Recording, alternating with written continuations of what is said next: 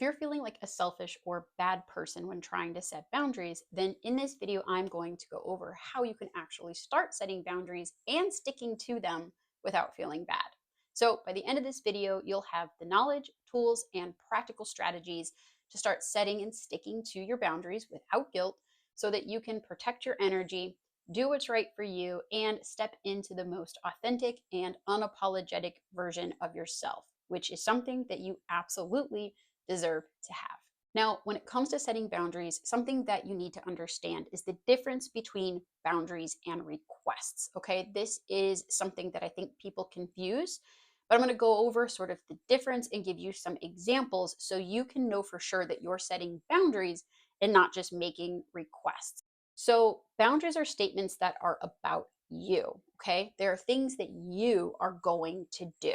All right. And a request is something that you're asking of somebody else. All right. So I'm going to give you an example of each. Okay. So a boundary, again, is a statement about you. Let's just say, for example, you just say, I will not be responding to emails after 7 p.m. Or I shut my phone off at 10 p.m. Whatever it is, that's what you are going to do. Okay.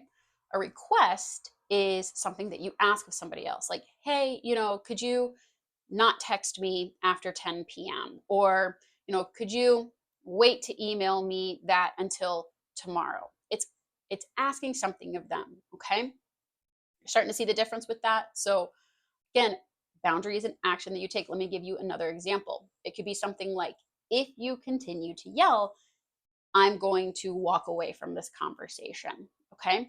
But a request would be, please stop yelling at me while we're talking. It's getting somebody, trying to get somebody else to do something. All right.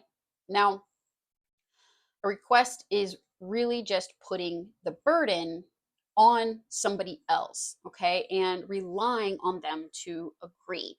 Whereas a boundary is the action that you're going to take in response to some type of situation. You control the boundary and you control you rather than just expecting somebody else to do it. Now, I do want to say that there is nothing wrong with making requests. You can absolutely ask things of other people.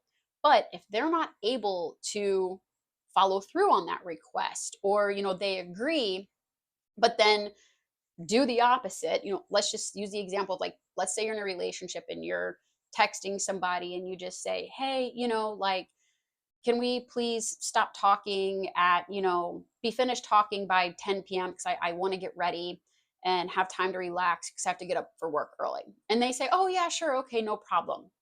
But then when it kind of 10 p.m. rolls around and they're going, oh, don't hang up, don't do this, don't do that. I just want to talk a little longer. And, if you really cared or were committed to this relationship, you'd stay on the phone a little bit longer.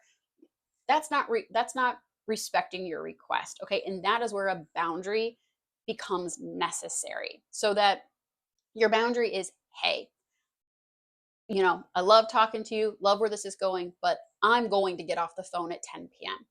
And unfortunately, that just might mean you having to hang up. But this is helping somebody understand, you know, what you are going to tolerate for treatment, how you view needing to be treated in your life. Okay. And that person's either going to respect that or not. Okay. And then I'll give you an idea of, is this somebody that loves you and respects you for you, or is this somebody trying to manipulate and control you?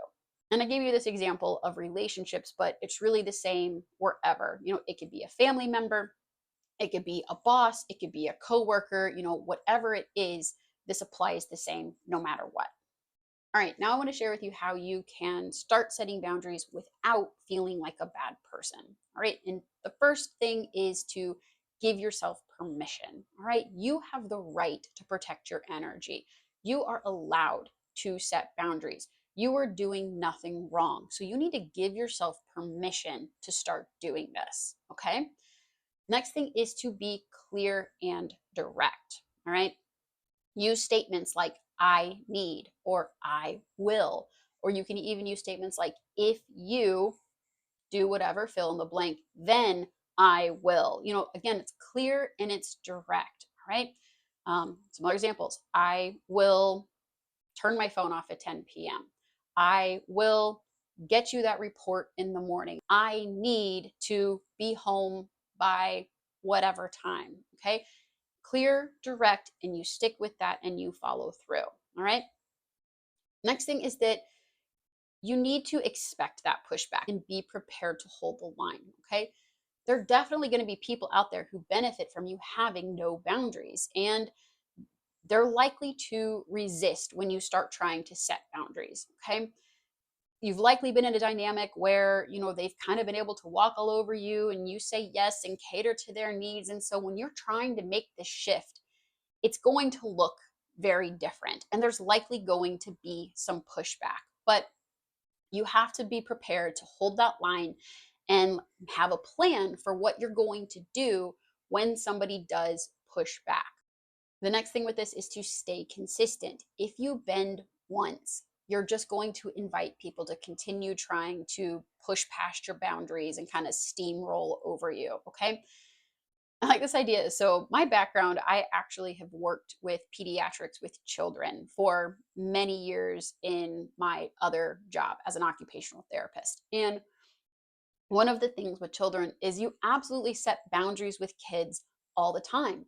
Their bedtime, what they eat, what they wear, when they get dressed, like so many different things, how they behave, when they're having temper tantrums. So, this is very much so like setting boundaries when you're setting boundaries with toddlers or children. And you have to stay consistent because let's just say, like, a bedtime thing with kids. Maybe your kid, you got a toddler, they're sleeping in their own bed, but they come in and they want to sleep with you.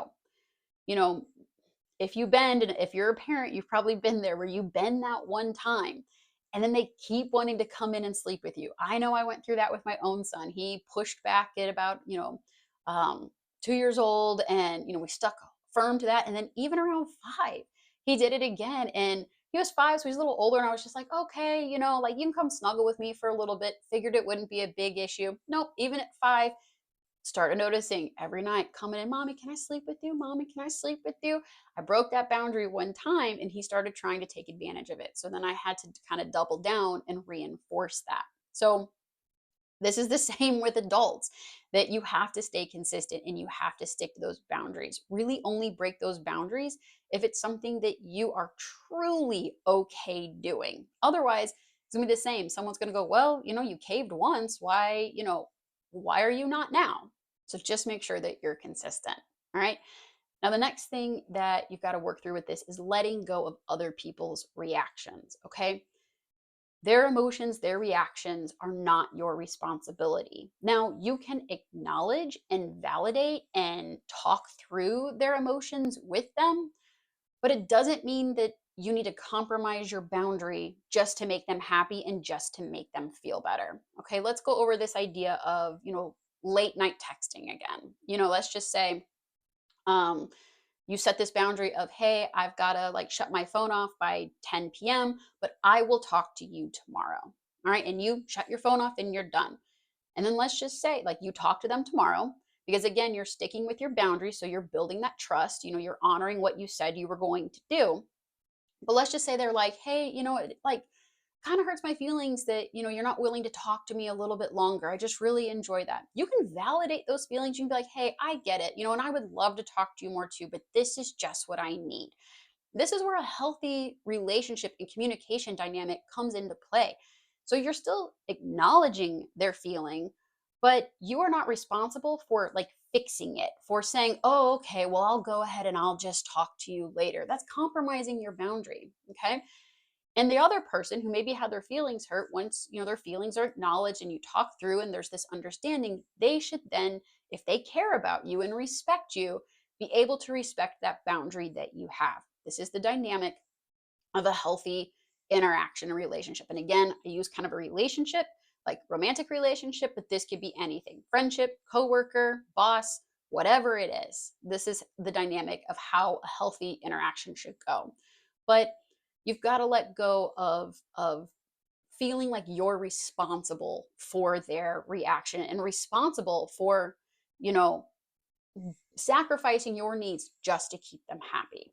Okay, so now that we've gone over, what actual boundaries are, boundaries versus requests, and how to actually start setting boundaries, let's go over how to stick with those boundaries, because sticking and following through can be one of the hardest part of this. So let's kind of go over some ways that you can start staying strong and making sure that you're not compromising your boundaries for others. So ahead of time, right now, I'd get out a piece of paper, open up a notepad, whatever, and decide right now what is non-negotiable for you. What are those boundaries? Get crystal clear on your limits and start writing out some of those boundary statements that will honor those non-negotiables and those limits for you. Okay? Then, next, practice saying these boundary statements out loud. Okay? Confidence and being comfortable with this comes with practice and repetition. You can even, maybe if you do have a good friend in your life that does really respect you and does genuinely love you and you can share some of this with, maybe practice saying them just out loud to that person, just to practice saying them to another person. Okay? And then the next thing to do is to anticipate challenges. Again, we kind of talked about like, anticipate having some of this pushback, but start planning how you're going to respond. So, even writing out and kind of thinking through, maybe you already know there's some people in your life who are probably going to push back. Start preparing yourself and writing out, what are you going to say? And what are you going to do? This could be more boundaries that you set. When somebody pushes back, what are you going to do? And you can even write this out in statements of like, if someone pushes back, I'm going to fill in the blank. Maybe give yourself some options, give them a warning, that I'm not okay with this, or, if somebody pushes back, I'm going to leave the conversation. If somebody pushes back, I'll communicate. I'll talk with them at another time when we're more calm. Whatever it is, just start anticipating those challenges and what you're going to do in response. All right.